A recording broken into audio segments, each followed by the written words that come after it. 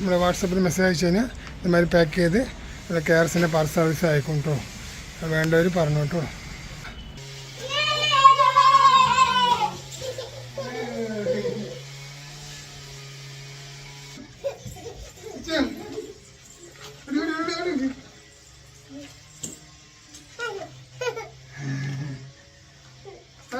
സ്ഥലമുണ്ടല്ലോ.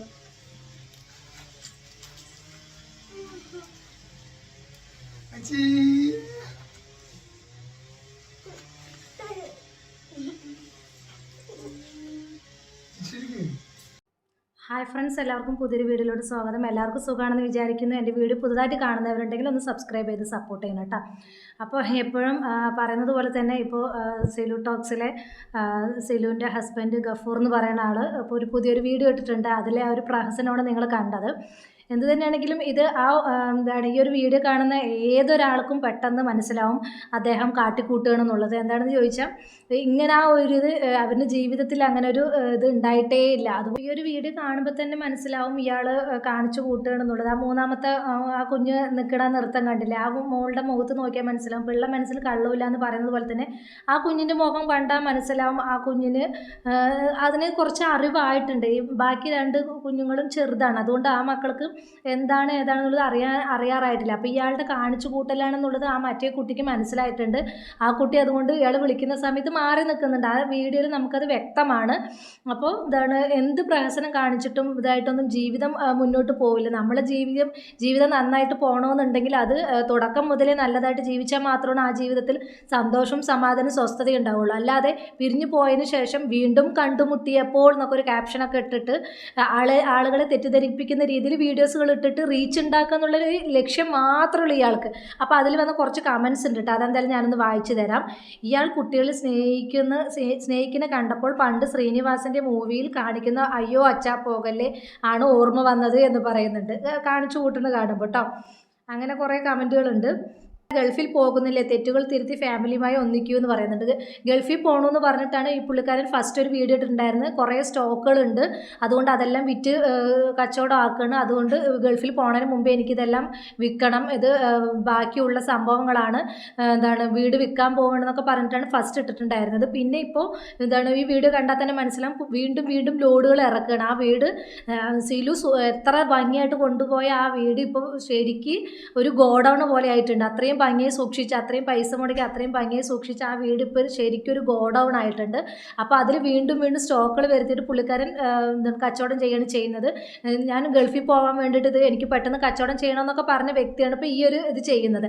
എന്തായാലും ഈ ഒരു വീഡിയോസുകളൊക്കെ കണ്ടാൽ തന്നെ മനസ്സിലാവും ഭയങ്കര കാട്ടിക്കൂട്ടലാണ്, ഇതിൽ ഒട്ടും ജെന്യൂന് ഇല്ല എന്നുള്ളത് നമുക്ക് ഈ ഒരു വീഡിയോകൾ കണ്ടാൽ തന്നെ മനസ്സിലാവും. അതുപോലെ ചിലവർ പറയുന്നുണ്ട് രണ്ടാളും നല്ലോണം നാടകം കളിച്ചു. ആര് നാടകം കളിച്ചു? എനിക്ക് സിലു നാടകം കളിച്ചായിട്ട് ഒരിക്കലും തോന്നുന്നില്ല. അവൾ നാടകം കളിക്കണ ഈ 5 മക്കളെയും കൊണ്ട് ആ വീട്ടിൽ നിന്ന് ഇറങ്ങേണ്ട കാര്യമില്ല. ഇപ്പം സിലുവിനെ പറ്റി എല്ലാവരും പറയുന്നുണ്ട് രണ്ടുപേരും റീച്ചിന് വേണ്ടിയിട്ടാണെന്ന്. സിലുവിന് അത്യാവശ്യം റീച്ചും കാര്യങ്ങളൊക്കെ ഉണ്ട്. അവൾക്ക് റീച്ചിന് വേണ്ടിയിട്ട് ഇങ്ങനൊരു നാടകം കളിക്കേണ്ട ആവശ്യമില്ല. അവളുടെ വീഡിയോസ് അത്യാവശ്യം നല്ല റീച്ചിലൂടെ തന്നെയാണ് പോകുന്നത്. അതുകൊണ്ട് ആ പുള്ളിക്കാരിക്ക് റീച്ച് ചെയ്യേണ്ട ആവശ്യമില്ല. അതുപോലെ തന്നെ ഭർത്താവിന് വേറൊരു ചാനൽ തുടങ്ങാൻ വേണ്ടിയിട്ട് ഇപ്പോൾ ഈ ഒരു നാടകം കളിക്കുകയാണ്. ഈ ഒരു വീഡിയോ ഇങ്ങനെ ഇവർ പിരിഞ്ഞു എന്നുള്ള തെറ്റിദ്ധരിപ്പിച്ചിട്ട് നാടകം കളിക്കുകയാണെന്ന് പറയുന്നുണ്ട്. അങ്ങനെയും ചെയ്യേണ്ട കാര്യമില്ല. ഇപ്പം സിലുവിൻ്റെ ചാനലിൽ എൻ്റെ ഹസ്ബൻഡിൻ്റെ ചാനൽ നിങ്ങളെല്ലാവരും ഒന്ന് സബ്സ്ക്രൈബ് ചെയ്യണമെന്ന് പറഞ്ഞാൽ സബ്സ്ക്രൈബ് ആവും, അത്രയും വ്യൂസും കിട്ടും. അത് കാര്യമാണ്. അപ്പം ഈ ഒരു പിണക്കത്തിൻ്റെ പേരിൽ ശരിക്കും ഗഫൂറിന് എന്താണ് വീഡിയോ റീച്ച് ഉണ്ടില്ലെന്നൊന്നും പറയാൻ പറ്റില്ല. പക്ഷേ റീച്ചിന് വേണ്ടിയിട്ടോ അല്ലെങ്കിൽ എന്താണ് ഇവർ രണ്ടുപേരും അറിഞ്ഞിട്ടൊരു കാര്യത്തിന് വേണ്ടിയിട്ട് ഇങ്ങനെ ഒരു നാടകം കളിച്ചിട്ട് അവർക്ക് അത് ചെയ്യേണ്ട വരും എന്നുള്ളത് എനിക്ക് വിശ്വസിക്കാൻ പറ്റുന്നില്ല. കുറേ കമൻസുകൾ അങ്ങനെ കണ്ട് അങ്ങനെ അവർക്ക് ചെയ്യേണ്ട കാര്യമില്ല. അത്യാവശ്യം റീച്ചിൽ നിൽക്കുന്ന ഒരു ചാനൽ തന്നെയാണ്. അതുകൊണ്ട് സിലുവിന് അങ്ങനെ ഒരു നാടകം കളിക്കണമെന്ന് എനിക്ക് തോന്നുന്നില്ല. എന്തായാലും സിലു വീഡിയോയിൽ കുറച്ച് കാര്യങ്ങൾ പറയുന്നുണ്ട്, കുറുക്കി കൊള്ളുന്ന കുറച്ച് കാര്യങ്ങൾ പറയുന്നുണ്ട്. എന്തായാലും അതും കൂടെ നമുക്കൊന്ന് കണ്ടിട്ട് വരാം, കണ്ടു നോക്കൂ. അതെന്താന്നുള്ളത് പറയാം. അതിന് മുമ്പ് നമുക്ക് കോഴികൾക്ക് ഫുഡ് കൊടുക്കാം കേട്ടോ. കോഴീൻ്റെ ഞാൻ പറഞ്ഞില്ല, ആർക്കെങ്കിലും നിങ്ങൾക്ക് ഈ ഒരു ഇൻക്യുബേറ്റർ വേണം എന്നുണ്ടെങ്കിൽ വാങ്ങാമെന്ന്. ഇപ്പോൾ നോക്കിക്കോ ഈ കോഴീൻ്റെ ഓവർ ആക്ടിങ് സ്കില്ല് നിങ്ങൾക്കിപ്പോൾ കാണാം. ഞാനെന്തോ കുറേ കാലം പട്ടിണി കിട്ട പോലെ നേരത്തിന് കിട്ടാനുള്ളത് കൊടുക്കുന്നുണ്ട്, ചെയ്യാനുള്ളത് ചെയ്യുന്നുണ്ട്. എന്നാലും കണ്ട പട്ടിണിക്കിട്ട പോലെ ചാടുന്നത്. എന്തൊരു നാറ്റാണ് കുറച്ചനെ.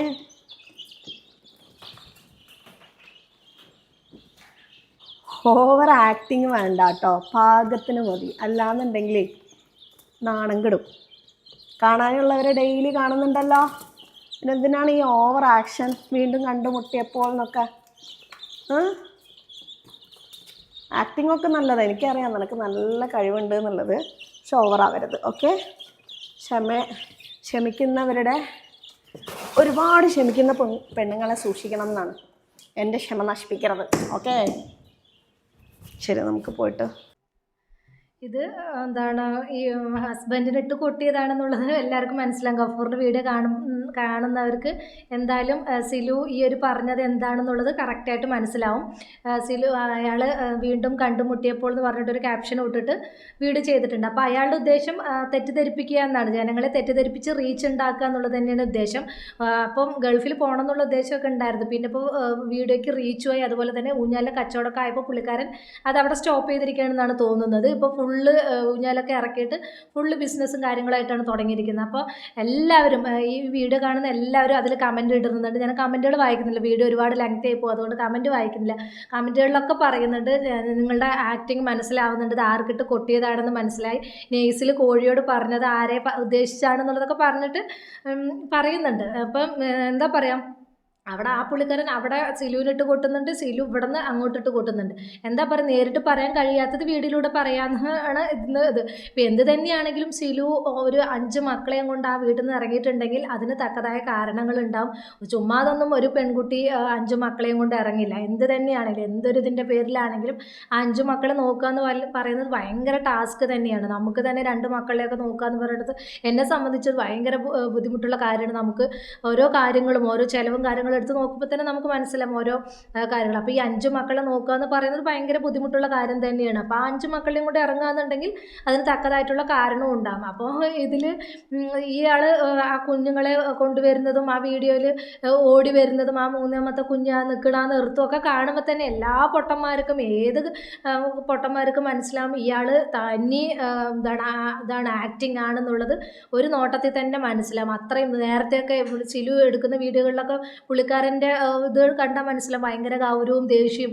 ഇപ്പോൾ എന്താണ് പല റീച്ചിന് വേണ്ടിയിട്ട് എന്തൊക്കെയൊക്കെയോ കമൻറ്റ് ഇതിട്ടിട്ട് ക്യാപ്ഷൻ ഇട്ടിട്ട് ഇങ്ങനെ ആളുകളെ പൊട്ടന്മാരാക്കുന്നതിനോട് എനിക്ക് ഞാൻ പറയുകയാണെങ്കിൽ ശരിക്കും സഹതാപമാണ് തോന്നുന്നത്. എന്തായാലും സിലു പറയുന്ന കുറച്ച് കാര്യങ്ങളും കൂടെ നമുക്കൊന്ന് കണ്ടു നോക്കൂ. ഞാൻ പറയുന്ന കാര്യങ്ങൾ കേട്ടിട്ട് അതായത് കുടുംബം കലക്കി താത്ത എന്നാണ് എന്നെ പറയുന്നത്. ഞാൻ എത്ര ദിവസം മിണ്ടാതിരുന്നത് എനിക്ക് സംസാരിക്കാൻ അറിയാത്തതുകൊണ്ടല്ല സാറേ. മരിക്കല്ലേ, ആർക്കും വേണ്ടി മരിക്കല്ലേ. ഖബറിൽ പോയി കിടക്കുന്നത് സുഖമുള്ള കാര്യമല്ല. പിന്നെ റിയാക്ഷൻ ചാനൽ ചെയ്യുന്നവന്മാരുടെ മെയിൻ പരിപാടി എന്താണെന്നറിയോ, ഒരു വീഡിയോയോ അല്ലെങ്കിൽ ഒരാളെ പറ്റിച്ച് മുഴുവനായിട്ട് അറിയാതെ എന്തെങ്കിലും കേട്ടു മര്യാദയ്ക്ക് എൻ്റെ പേര് പോലും പലർക്കും അറിയില്ല, എൻ്റെ ഫുൾ ഡീറ്റെയിൽസ് പോലും അറിയില്ല. എന്നിട്ടാണ് ഓരോന്ന് വായിൽ തോന്നുന്ന പോലെ വിളിച്ച് പറയുന്നത്. ഒരു വീഡിയോ ഫുള്ളായിട്ട് കാണാം, അവർ അതിലെന്താണ് പറഞ്ഞിട്ടുള്ളത്. ശരിയാണെങ്കിൽ നിങ്ങൾക്ക് അത് പോസിറ്റീവായിട്ട് റിവ്യൂ ചെയ്ത് കഴിഞ്ഞാൽ പറ്റൂല അല്ലേ, വ്യൂസ് കിട്ടൂല, പൈസ കിട്ടൂല, ഡോളർ കയറൂല, ചാനൽ സബ്സ്ക്രൈബേഴ്സ് കയറൂല, ലൈക്ക് കിട്ടൂല അല്ലേ. അതിന് വേണ്ടിയിട്ട് നിങ്ങൾ നെഗറ്റീവായിട്ട് ചെയ്യും, മാമാപ്പണി ചെയ്യുക എന്ന് വേണമെങ്കിൽ നമുക്ക് പറയാം. അങ്ങനത്തെ കുറച്ച് പെണ്ണുങ്ങളുണ്ട്. ഈ പറഞ്ഞ ഞാൻ അനുഭവിച്ചു, ഇനി നീ അനുഭവിച്ചിട്ട് അങ്ങോട്ട് ചത്താൽ മതി. കാരണം സ്ട്രെസ് സ്ത്രീകൾക്ക് ഓവർ കൊടുത്തു കഴിഞ്ഞാൽ അവസാനം അവളുടെ ക്ഷമ കൈ വിട്ടുപോയി കഴിഞ്ഞാൽ അങ്ങോട്ട് അവൾ പോകും. പിന്നെ പറഞ്ഞ് മോങ്ങിയിരുന്നിട്ടൊന്നും കാര്യമൊന്നുമില്ല. അതെല്ലാം ഞാൻ പറയുന്നത് ശരിയാണെങ്കിൽ അംഗീകരിക്കാൻ പഠിക്കുക. എന്തിനാണ് ഞാനൊരു പെണ്ണായതുകൊണ്ടും ഞാൻ എൻ്റെ ശബ്ദമുയർത്തി സംസാരിക്കുന്നത് കൊണ്ടും എന്നെ അടിച്ചമർത്താൻ നോക്കുന്നത്? കുട്ടികളുടെ വിവാഹ ജീവിതത്തിനെ മുടക്കുന്ന താത്ത ബ്ലോഗർ വന്നിട്ടുണ്ട് എന്ന് പറഞ്ഞിട്ട് നിങ്ങൾക്ക് വീഡിയോ ചെയ്യണം. ഞാൻ പറഞ്ഞിട്ടില്ല, നിങ്ങൾ ആരും അതുമായിട്ട് ലിങ്ക് ചെയ്യണ്ട, ഓക്കെ? എന്നിട്ട് നിങ്ങൾ കണ്ടന്റ് ഉണ്ടാക്കണ്ട, ഓക്കെ? നമ്മുടെ ജീവിതത്തിൽ എന്ത് തന്നെ, നമ്മുടെ അല്ല നിങ്ങളുടെയൊക്കെ കഷ്ടപ്പെടുന്നവർ, ഇനി എൻ്റെ എന്ന് പറഞ്ഞാൽ എന്നെ തിന്നാൻ വരണ്ട. എന്നെ ഈ എല്ലാവരോട്ട് സൈബർ ബുള്ളിങ് ചെയ്യുന്ന സമയത്ത് എൻ്റെ മക്കൾ ആ വീഡിയോ കണ്ടിട്ട് എന്തെങ്കിലും ചെയ്തിരുന്നെങ്കിൽ നീയൊക്കെ എവിടെ പോയി ഒളിക്കുമായിരുന്നു? ആ മോള് സമാധാനമായിട്ടുള്ളൊരു ഇതിലേക്ക് പോയി. 18 വയസ്സുള്ളൂ. 4 നല്ല വാക്ക് പറഞ്ഞാൽ നിങ്ങൾക്ക് എന്തിനാ ഇത്ര പൊള്ളുന്നത്? ഇവിടെ വീട്ടിലത്തെ പെണ്ണുകൾ ഓടിപ്പോകും. ഒരു സംഭവം കൽപ്പിക്കാം. ആളായിട്ട് ഈ സമൂഹത്തിന് മുമ്പിൽ ചിത്രീകരിക്കപ്പെട്ടു. എല്ലാവരും അല്ല പറയുന്നത്, കുറച്ച് ആൾക്കാർ മാത്രം അവൾ പുറത്ത് പറയാൻ പാടില്ല. ഒരു പെണ്ണല്ലേ, പെണ്ണിനെ ഇങ്ങനെ സംബന്ധിച്ചാൽ പുറത്ത് പറയാൻ പാടുണ്ടോ? ഒന്നും അറിയാതെ അങ്ങനെ മിണ്ടാതിരിക്കണം, അല്ലാന്നുണ്ടെങ്കിൽ അവൾ അതോടുകൂടെ മരിച്ചു പോകണം എന്നുള്ളത്.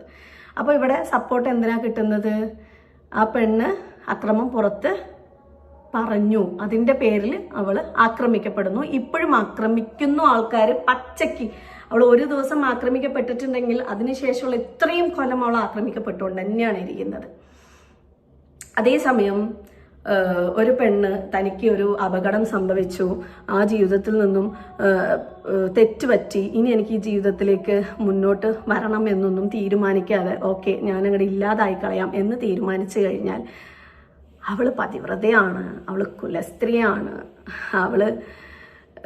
അവളെപ്പോലെ പിന്നെ നല്ലൊരു ആള് ഈ ഭൂമിയിൽ ഉണ്ടാവില്ല. അവളെ അങ്ങനെ കവറിലേക്ക് അങ്ങോട്ട് എടുത്ത് വെച്ച് എല്ലാവർക്കും അങ്ങോട്ട് #, ഇട്ട് അവൾക്ക് വേണ്ടി കുറച്ച് സിമ്പതിയും പിന്നെ കുറേ ശവന്തീനികൾക്കുള്ള കുറച്ച് ദിവസത്തിനുള്ള കണ്ടന്റും കൂടിയായി. അങ്ങനെ ഒരു കണ്ടന്റ് ആവണ്ട എന്നൊരു പെണ്ണ് തീരുമാനിച്ചു കഴിഞ്ഞാൽ പിന്നെ അവളെ ഈ സമൂഹം മോശമാക്കിയിട്ട് മാത്രമേ ചിത്രീകരിക്കുള്ളൂ. കുറച്ച് ദിവസങ്ങൾക്ക് മുമ്പ് അല്ലെങ്കിൽ കുറേ ആയിട്ട് ഞാൻ ഈ ലേഡീസിനും വേണ്ടിയിട്ട് അവർക്ക് കുറച്ച് നല്ല കാര്യങ്ങൾ, കുറച്ച് ഇൻസ്പിറേഷനായിട്ട് മോട്ടിവേഷനായിട്ടൊക്കെ വീഡിയോസ് ഇടുന്ന ഒരാൾ തന്നെയാണ്. അതുമായിട്ട് റിലേറ്റഡ് ആയിട്ടുള്ള തംബ്നെയിൽസ് എൻ്റെ ഫോട്ടോ എൻ്റെ കുട്ടികളുടെ ഒക്കെ ആയിരിക്കും. ടൈറ്റിൽ ഞാൻ ആ വീഡിയോയിൽ പറഞ്ഞ കാര്യങ്ങളായിരിക്കും ഞാൻ ഈ പറയുന്നത്. പിന്നീട് എനിക്ക് മനസ്സിലായി എൻ്റെ ശബ്ദത്തിനെ കുറേ പുരുഷന്മാർ പേടിക്കുന്നു എന്നുള്ളത്. കാരണം ഇപ്പം ഞാൻ പേരെടുത്ത് പറയുന്നു, ഒരു ചാനൽ ഡോക്ടർ അനിൽ എന്ന് പറഞ്ഞിട്ട് അങ്ങേരാണ് ആദ്യം തുടങ്ങി വെച്ചത്. അങ്ങേർക്ക് ഭയങ്കര പേടി, ഞാൻ പറയുന്ന കാര്യങ്ങൾ കേട്ടിട്ട്. അതായത് കുടുംബം കലക്കി താത്ത എന്നാണ് എന്നെ പറയുന്നത്. ഞാൻ എത്ര ദിവസം മിണ്ടാതിരുന്നത് എനിക്ക് സംസാരിക്കാൻ അറിയാത്തതുകൊണ്ടല്ല സാറേ, ഇതുപോലെയുള്ള മരണങ്ങൾ ഇനിയും സംഭവിക്കും, അപ്പം എനിക്ക് സംസാരിക്കാനുള്ള ചാൻസ് കിട്ടും എന്നറിഞ്ഞത് കൊണ്ട് തന്നെയാണ്. ഈ സമൂഹം ഒരിക്കലും നന്നാവാൻ പോകുന്നില്ല, ഒരു പെണ്ണിനെ ജീവിക്കാൻ അനുവദിക്കാൻ പോകുന്നില്ല. സാർ എന്താ വിചാരിച്ചത്? പെണ്ണുങ്ങളെല്ലാം ഈ ആണുങ്ങളെ ഞാൻ ഒരിക്കലും കുറച്ച് കാണുക അല്ലെങ്കിൽ എല്ലാവരും ക്രൂരന്മാരാണെന്നോ പറയുന്ന ഒരു പെണ്ണേ അല്ല. എനിക്ക് വ്യക്തമായിട്ട് അറിയാം എൻ്റെ ശരീരം സൃഷ്ടിച്ചിരിക്കുന്നതും ആണിൻ്റെ ശരീരം സൃഷ്ടിച്ചിരിക്കുന്നതും അവരുടെ ക്യാരക്ടറും ഞങ്ങളുടെ ക്യാരക്ടറും എൻറ്റയർലി ഡിഫറെൻ്റ് ആണ്. പല ഭാഗങ്ങളിലും ഞങ്ങൾ പെണ്ണുങ്ങൾ താഴ്ന്നു തന്നെ നിൽക്കേണ്ടി വരിക.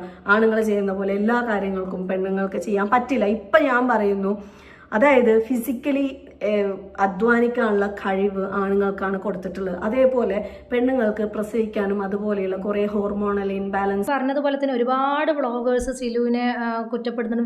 വീഡിയോ ഫുള്ള് കാണാതെയാണ് പുള്ളിക്കാരി എന്തൊക്കെയൊക്കെയോ പറയുന്നത്. പുള്ളിക്കാരി പറയുന്നുണ്ട് എന്താണ് കുടുംബം കലക്കി താത്ത, അതുപോലെ എന്താ പറയുക, ഈ പുള്ളിക്കാരിൻ്റെ അഹങ്കാരം കൊണ്ടാണ് ഇവരുടെ ജീവിതം പോയത്, അങ്ങനെയൊക്കെ ഇത് പറയുന്നുണ്ട്.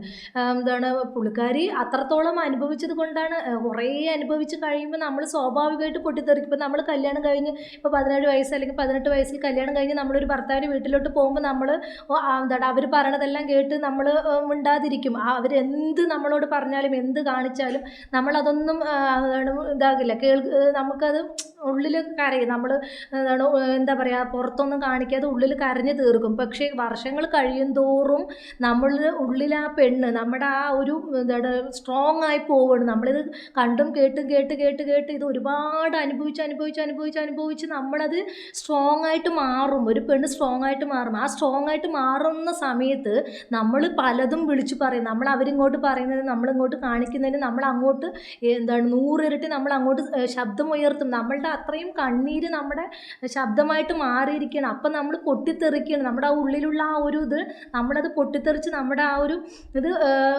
പുറത്തോട്ട് വരികയാണ്. അപ്പോൾ പറയുന്ന പേരാണ്, ആളുകൾ പറയുന്ന പേരാണ് അവൾ അഹങ്കാരിയാണ്. വന്ന സമയത്ത് ഇത്രയും അഹങ്കാരം ഉണ്ടായിരുന്നില്ല. കല്യാണം കഴിഞ്ഞ് വന്ന സമയത്ത് എന്തൊരു പാവമായിരുന്നു. ഇപ്പം കണ്ടില്ല അവളുടെ അഹങ്കാരം.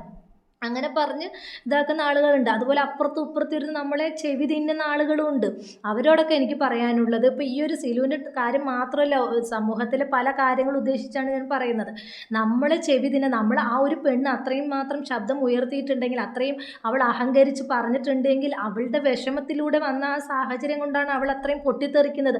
അതാരും മനസ്സിലാക്കണില്ല. ആ പെണ്ണ് അത്രയും അനുഭവിച്ചത് കൊണ്ട് മാത്രമാണ് അവൾ അത്രയും പൊട്ടിത്തെറിക്കുന്നത്. എനിക്ക് നേരത്തെ ഇത്രയും അഹങ്കാരം ഉണ്ടായിരുന്നില്ല, ഇപ്പോൾ എവിടെ നിന്ന് നിനക്ക് ധൈര്യം ധൈര്യം കിട്ടി, നിനക്ക് എവിടെ നിന്നാണ് ഇത്രയും സംസാരിക്കാനുള്ളത് കിട്ടിയെന്നൊക്കെ ചോദിക്കുന്നവരോട് എനിക്ക് പറയാനുള്ളത് ഇതാണ്. അത്രയും ആ പെണ്ണിൻ്റെ മനസ്സിൽ ആ ഒരു തീ കെടാതെ ഇങ്ങനെ കിടക്കണം, വർഷങ്ങളോളം കിടന്ന് അതൊരു വലിയൊരു ആളിക്കത്തി പുറത്തോട്ട് വരികയാണ്. അത്രയും സഹിച്ചിട്ട് ആത്മഹത്യൻ്റെ വക്കീലെത്തി നിൽക്കുന്ന സമയത്തായിരിക്കും പല പെണ്ണുങ്ങളും പുറത്തോട്ട് ഈ കാര്യങ്ങൾ, നമ്മുടെ മനസ്സിലുള്ള പല കാര്യങ്ങളും നമ്മൾ പുറത്തോട്ട് വരുന്നത്. അതിന് വരെ കുറ്റം കണ്ടുപിടിക്കുന്ന ആളുകളുണ്ട്.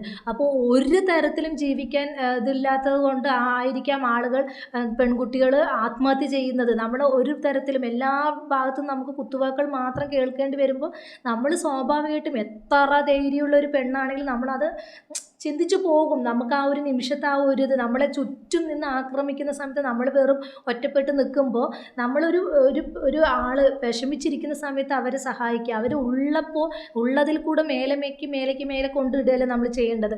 ഒരാൾ ഇതായിട്ട് നിൽക്കുന്ന സമയത്ത് അവർക്കൊരു ബുദ്ധിമുട്ട് ആയിട്ട് നിൽക്കുന്ന സമയത്ത് അവരെ ഹെൽപ്പ് ചെയ്യാൻ നോക്കുക.